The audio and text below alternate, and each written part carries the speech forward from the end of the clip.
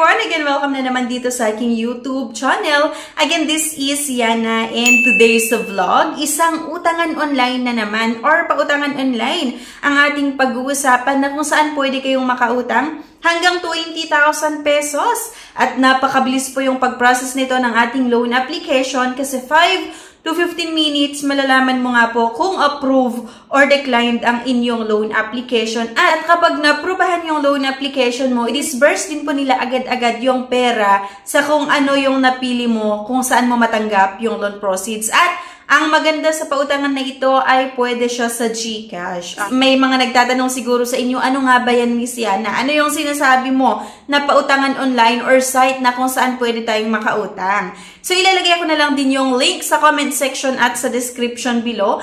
Pwede nyong i-click yung link na yan para may explore nga po itong pautangan na ito. Pero disclaimer lang mga beshies, based ito sa sarili kong experience as a user. Sa akin kasi nung nag-apply ako, 5 minuto lang, abay may resulta na yung loan application ko at na-aprubahan, dinisburse din po nila agad-agad yung loan proceeds sa aking GCash account. So dito mga beshies, sa pautangan na ito ay isang valid ID nga po yung requirements. Pwede na po kayong makautang. Okay, so napakabilis talaga yung pag-process nila ng ating loan application at napakataas din yung approval rate niya. Marami kasi yung mga nagsasabi na declined sila sa ibang mga pautangan online, pero dito nga daw ay naaprubahan ang kanilang loan application. Okay? So yung link nga po para ma-i-explore nyo yung pautangan na ito, ilalagay ko sa comment section at sa description below. At sa mga kasama ko dito sa TikTok naman, ay makikita nyo yung link sa aking bio. Okay? So, ayun lang, bali, share ko lang sa inyo mga beshies. Isa ito sa mga maasahan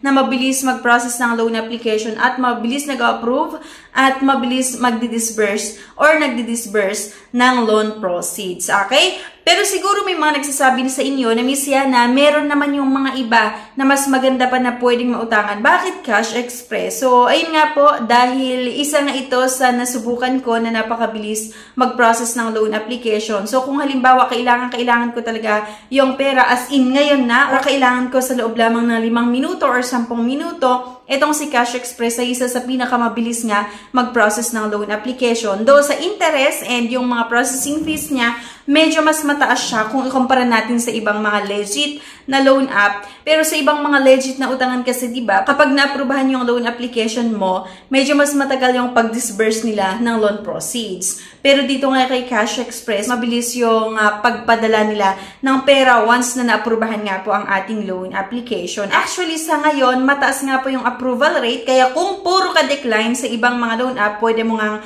masubukan yung pautangan na ito. So, yung link nga mga beshies ay makikita niyo sa comment section at sa description below. Pwede nyong i-click yung link na yan para may explore itong pautangan na ito.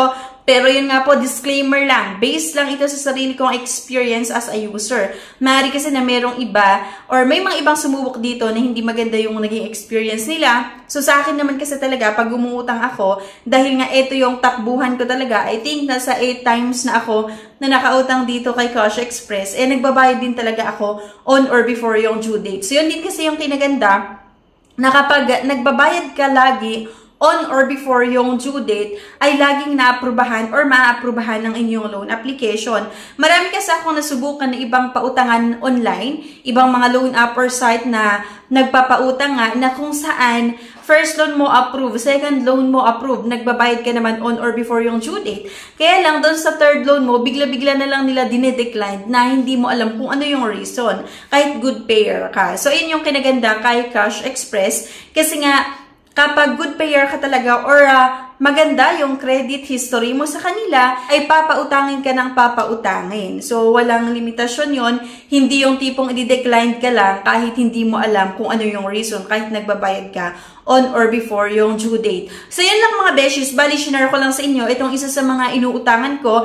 Pero, syempre, kung meron kayong ibang loan app din na inuutangan, ibang option na inuutangan, eh, pwedeng doon din naman kayo umutang. Pero sa akin nga, share ko lang sa inyo. Siguro kasi may mga nagsasabi na yung ibang loan app, mas mababa yung interest and processing fees. Pero, yun nga, nasubukan ko din naman yung mga ibang loan app na yon. Tinatakbuhan ko din or inuutangan ko din kapag kailangan ko ng extra cash para sa mga pang-emergency na pangangailangan. Kaya lang kasi minsan matagal nga yung pag-disburse nila. Minsan inaabot ng 1 oras, 2 oras, 3 oras bago nila i-disburse yung loan proceeds. Kaya yun lang naman yung panalo ni Cash Express para sa akin.